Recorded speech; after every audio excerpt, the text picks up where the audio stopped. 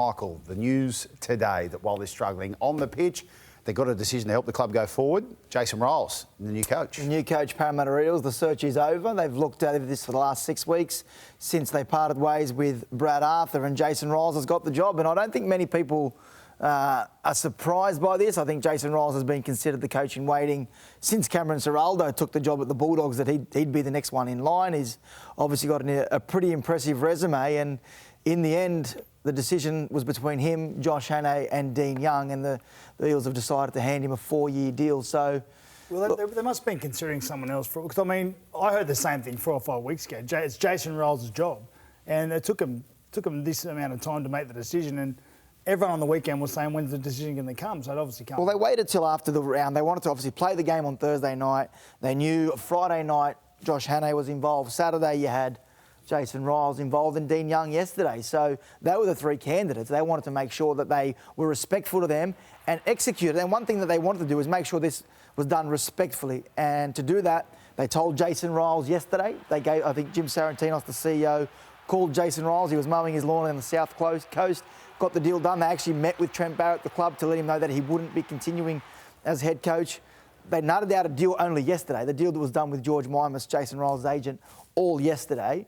And this morning, first thing they did was they informed Josh Hannay, they informed Dean Young. They got the players together. Zach Lomax was on a group call. He was with Mitchell Moses in Origin camp. The rest of the senior players were in a meeting with the club power brokers. They informed them before informing the rest of the team. So they wanted to do everything the right way.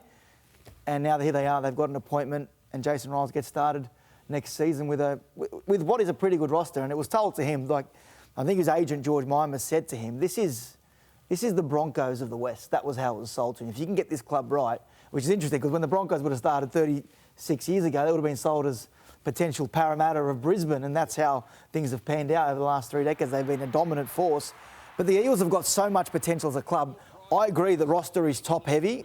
They've got a lot of money in some senior players. Mitchell Moses on 1.3, 1.4. Clint Gutherson and Junior Paulo both signed for around $850 a couple of years ago, but they had ratchet clauses in their contracts. They're on nearly $1 million, and you've got Dylan Brown on big money there. So when you consider those 4 players, that's 40%, $4.5 million of your salary cap in 4 players.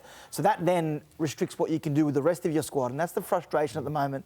A lack of depth, a lot of injuries, and Jason Ryles, he may have to make a few tough decisions when he arrives around what they do with that roster. Gus, is the right call, and what do you think the first item on the agenda for him would be?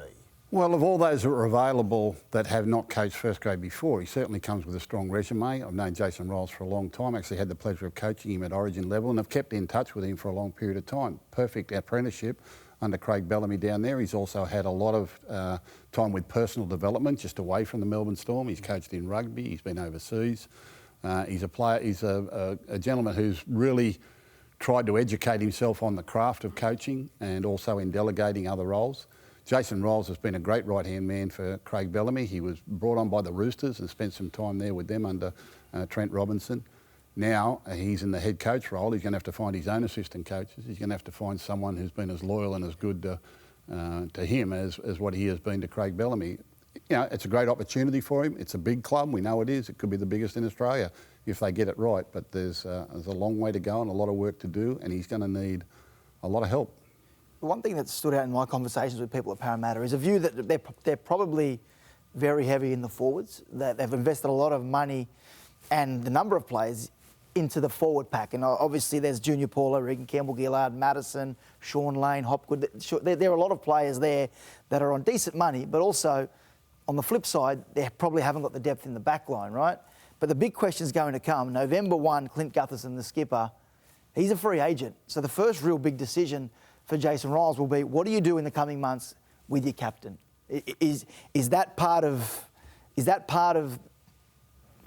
because you've got to obviously manage the fact they've got a lot of forwards, they don't have a lot of backs, but what do you do with Clint Gutherson? I think the whole salary cap's an issue for Jason Ryles going forward. I think he's the right man for the job. He's got a great resume, as we said, but I think the whole salary cap going forward is an issue.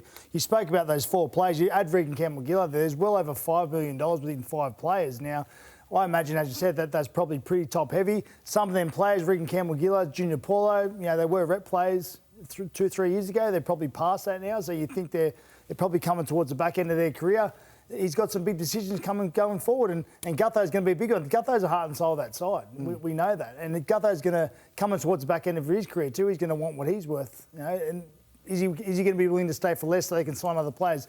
That's the thing. I look at guys like Mitchell Moses, and you hear about the blow-ups and things like that. Well, it's sort of they're getting the best money because they deserve the best money, okay? But you also got to remember, when you're taking all the money in the salary cap, you can't be blowing up because your depth isn't that good, because you can't be signing blokes if you're taking all the money. If those 5 players are taking the majority of the money, you can't be blowing up if you haven't got a lot of depth. That's just the way it is.